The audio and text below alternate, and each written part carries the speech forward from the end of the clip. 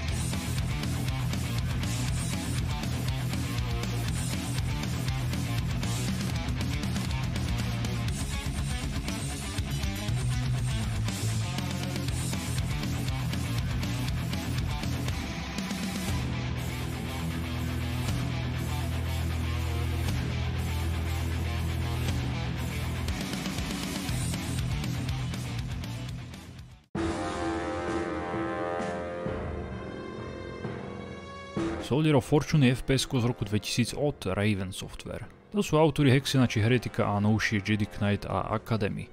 Vo svojej dobe bol SOF veľmi krvavý, pretože ste v ňom mohli nepriateľom ustreľovať končatiny, odstreliť hlavu či im z brucha vystreliť vnútornosti. Dobrú chuť mimochodom. A bola to práve brutalita, ktorá SOF odlišovala od iných strieľačiek. V Austrálii túto hru kvôli nadštandardnej brutalite museli zaradiť do pornografie a v Nemecku z nej bola odstranená všetká krv, odstreľovanie končatín a všetky animácie spojené so smrťou. Dokonca zmizli výkriky, či boli premenované mestá, v ktorých sa tieto jatka odohrávajú. Autori použili modifikovaný Quake 2 engine, čiže id-Tech 2, keďže mali skúsenosti z id-Tech 1 z Dooma, a pre odstreľovanie končatín využili Hull Damage Model Engine, ktorý si sami vyrobili. Sovko malo byť pôvodne ešte viac realistické. Napríklad, keby hráč dostal ráno do nohy, snížila by sa mu obratnosť a chodil by teda pomalšie. Poďme si toho povedať ešte viac o streľbe, pretože tá je hlavnou vlastnosťou tejto hry. Jednotlivé modely nepriateľov majú na sebe až 26 zón, kde ich môžete streliť a oni na to nejakým spôsobom zareagujú. Máte tu napríklad hlavu, keď do nej strelíte 9 mm pištolou, nič také sa nestane, no skúste to s brokovnicou alebo väčším kalibrom a uvidíte, ako vybuchne. Nepriateľov môžete streliť do ruky, nohy či rozkroku a to, kam ste ich trafili, vám aj názorne ukážu. Dokonca môžete nepriateľom vystreliť z ruky aj zbraň a vtedy sa vám zdajú a môžete hru dohrať bez zabitia. V hre sa dá celá brutalita vypnúť a nastaviť na zámok, no kto by to prosím vás hral bez toho? Ako v každej strieľačke, aj tu je príbeh asi rovnako dôležitý ako v porne.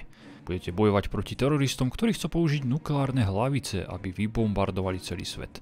Tieto hlavice musíte samozrejme najskôr nájsť a potom zneškodniť. Celý priechod hrou je lineárny a hutne naskriptovaný, čakajte preto veľmi málo odbočiek či skrytých miestností.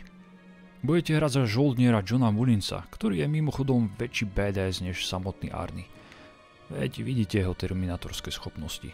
Autori si zobrali inšpiráciu zo živého žoldniera Johna Mullinsa, ktorý v minulosti bojoval vo Vietname v špeciálnej jednotke zónnych baretov a pomáhal pri vývoji ako konzultant. A dokonca napísal novelu Days of Fire v roku 1991.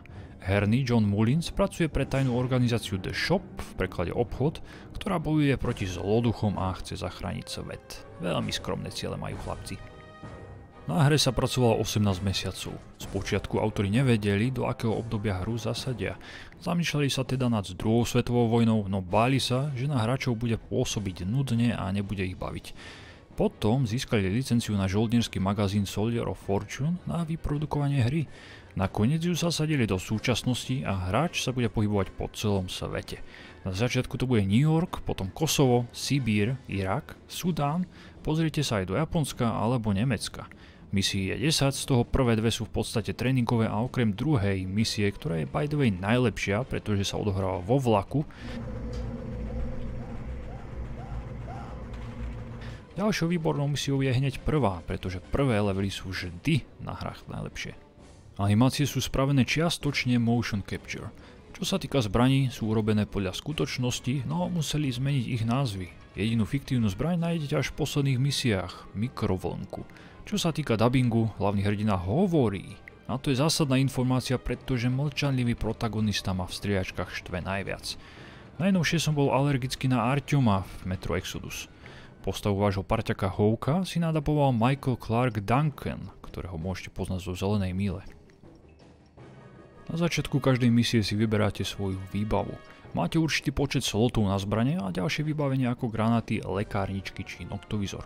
Pištole samozrejme zožerú menej miesta, naopak viac ťažších zbraní ako guľomet či raketomet do inventára nepomestíte.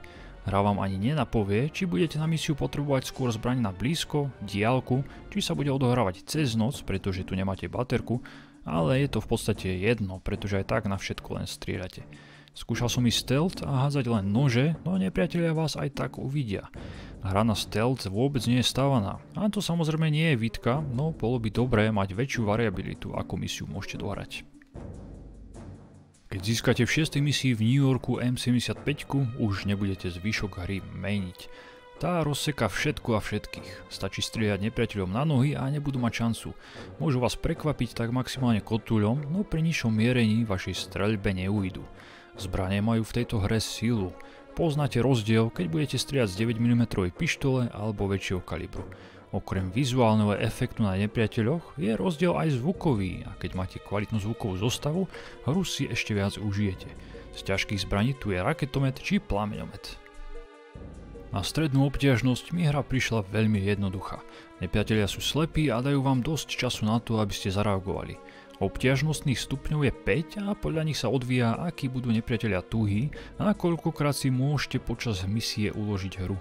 Na strednú obťažnosť je 5 uložení, ja som využil tak jedno, maximálne 2, a to v častiach, pri ktorých som si nebol istý, či mi napríklad unikajúci plyn z potrubia ublíži, alebo či preskočím jednu priepasť, aby som nemusel celý level zbytočne opakovať odznovu.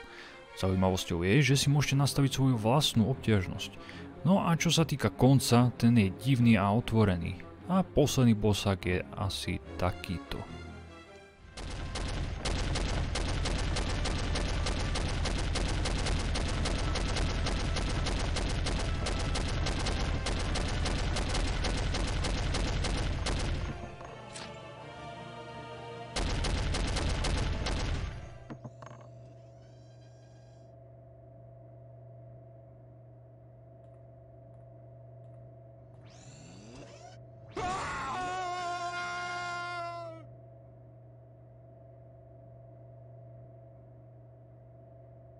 Verziu som mal z GOGu, išla mi spustiť bez problémov na Windows 10, no pri každej strele sa sekala. Vyriešil som to takýmto spôsobom. Soldier of Fortune bola celosvetovo veľmi úspešná. Do decembra 2002 sa predalo takmer 300 000 kusov. Na GameRankings.com má priemerné hodnotenie 82% a druhý diel, ktorý vyšiel o 2 roky neskôr, na tom bol podobne. Tretí diel z roku 2007 už dopadol podpriemerne a z 10 recenzií si odniesol len 40%. Ak si chcete zahrať inú, podobne brutálnu hru, odporúčam Kingpin, Postal 2, Fear či Condemned. Soldier of Fortune zostarala veľmi dobre a hrá sa v podstate rovnako dobre ako v minulosti. Na nete sa dajú nájsť rôzne módy, ktoré vylepšujú hru nie len graficky, tak ak ste ju ešte nehrali a chcete si zahrať jednoduchú priamočiaru strieľačku, vrelo odporúčam.